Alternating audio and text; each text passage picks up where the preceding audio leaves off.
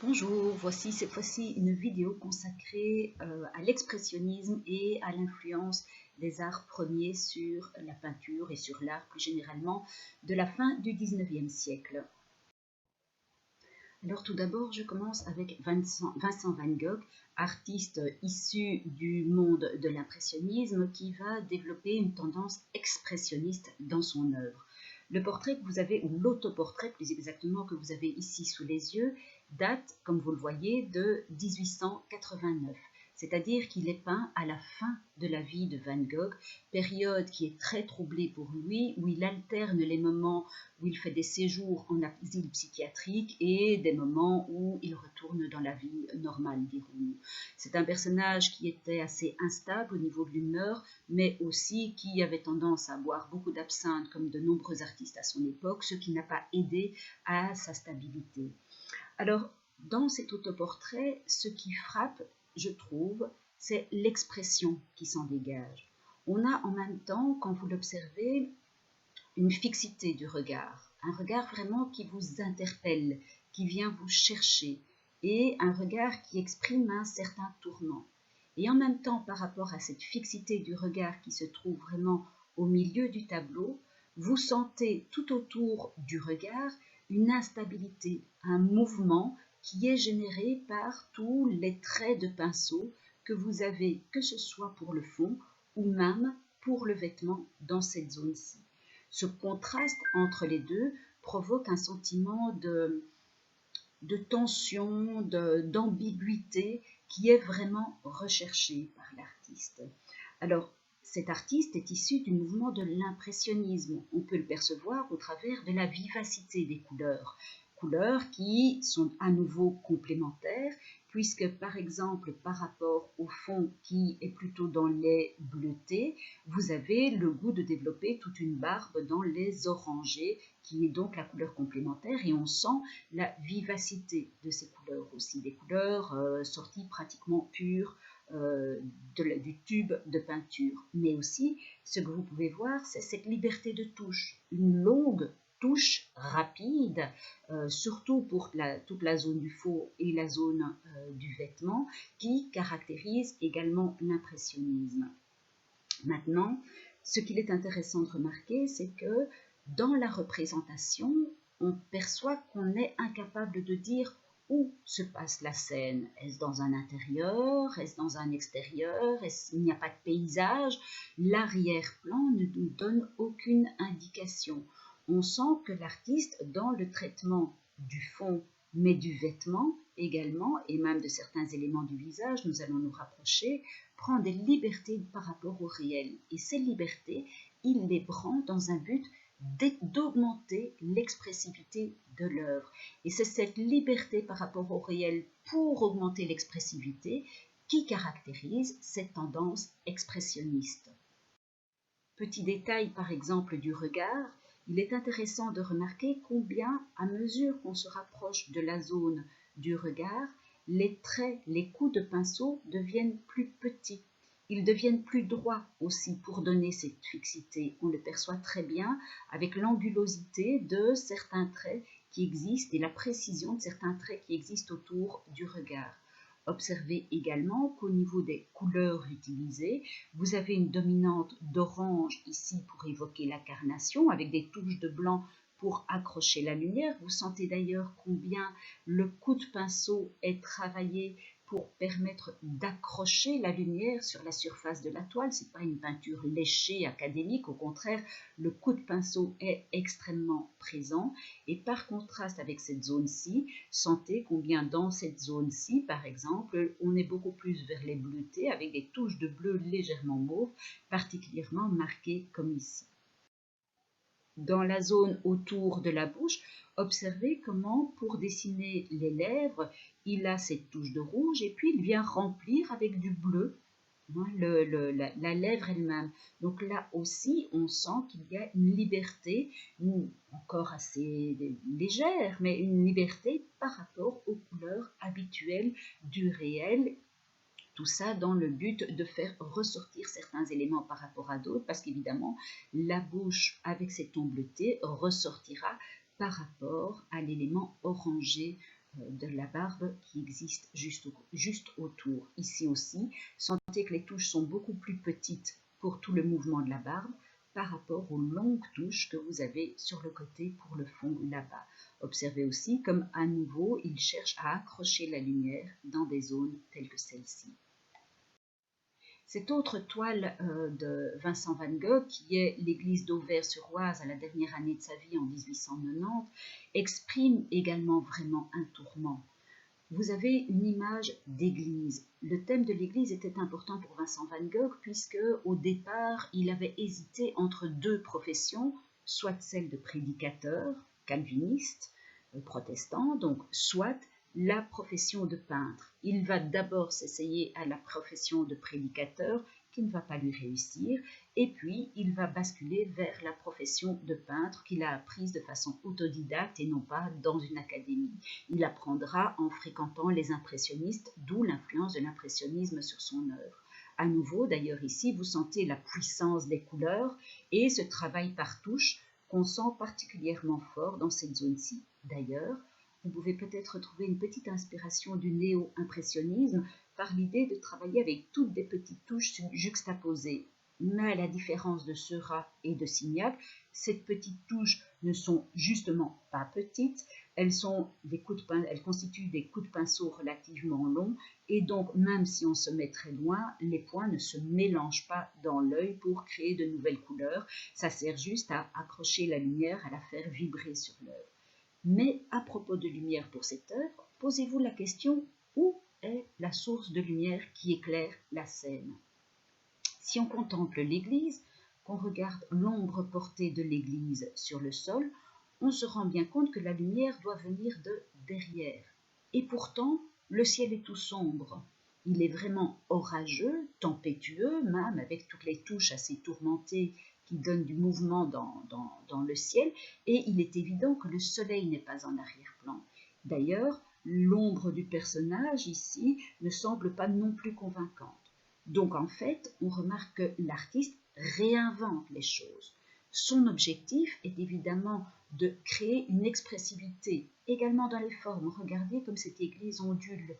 Elle n'est pas du tout réaliste, elle semble être un peu floue. Et la pression qui existe avec le ciel d'orage derrière correspond peut-être à l'image de la pression que l'église pouvait exercer, l'ombre de l'église pouvait exercer sur la vie de Van Gogh. C'est une interprétation qui peut évidemment se discuter, mais on sent que cette église n'est pas rassurante et le ciel est menaçant.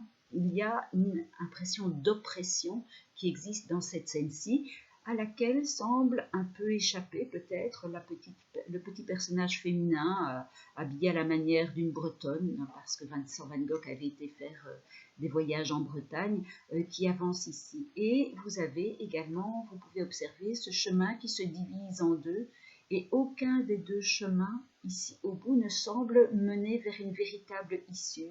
Ils sont un peu bloqués, si vous voulez, soit parce qu'il est coupé ici par l'église, soit ici parce qu'il semble buter sur la maison en arrière-plan. L'avant-plan, par contre, lui, est particulièrement lumineux. Il est intéressant de savoir que Vincent van Gogh, dans le cadre de cet expressionnisme, de ces œuvres qui prennent donc des libertés par rapport au réel pour augmenter l'expressivité, a dit ceci: « Au lieu de chercher à rendre ce que j'ai devant les yeux, je me sers de la peinture arbitrairement pour m'exprimer fortement. » Et c'est bien là une des caractéristiques majeures de l'expressionnisme. On peut également parler d'expressionnisme pour cet autre artiste norvégien d'origine, Edvard Munch, qui peint le cri. Il a fait plusieurs versions de ce tableau. Nous sommes ici en 1893. Et vous pouvez percevoir que des libertés par rapport au réel, il est clair qu'il y en a. Déjà, ce ciel très tourmenté, créé avec de longues lignes ondulantes, même chose pour le paysage. Les couleurs sont extrêmement puissantes.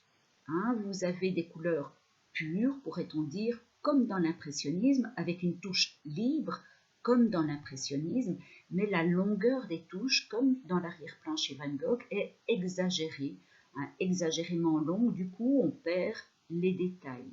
La liberté par rapport au réel se sentira aussi dans ce personnage avec un visage comme une tête de mort véritablement.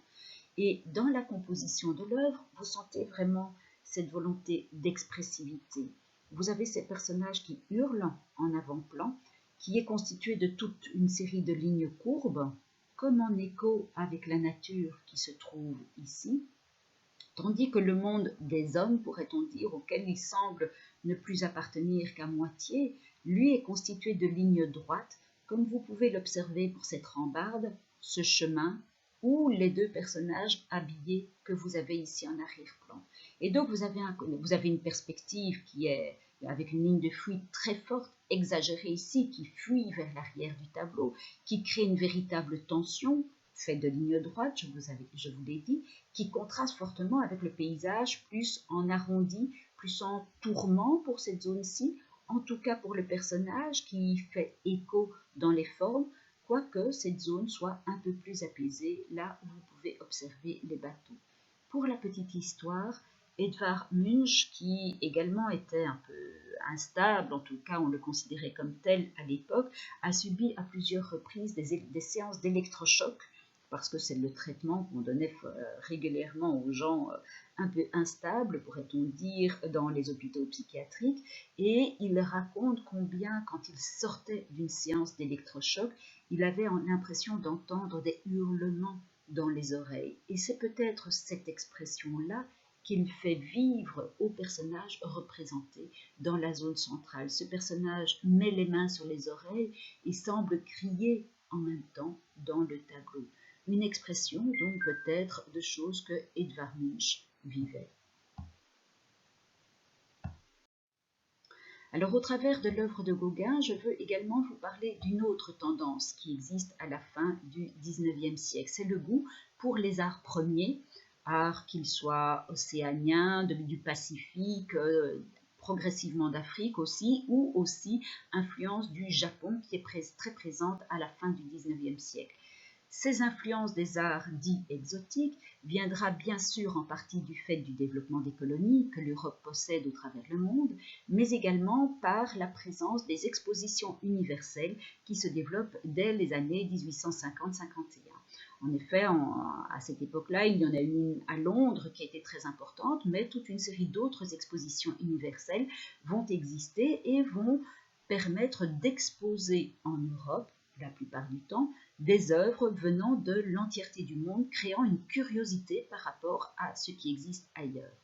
Paul Gauguin est un artiste qui va voyager, il va aller à Tahiti, et c'est là d'ailleurs qu'il va développer tout un goût pour un art qui d'un côté reste accroché à l'Europe de par l'impressionnisme qui a nourri l'artiste au départ, mais qui par ailleurs va ouvrir à un exotisme, par exemple au niveau des thèmes comme vous pouvez l'observer ici. Alors commençons par l'influence de l'impressionnisme.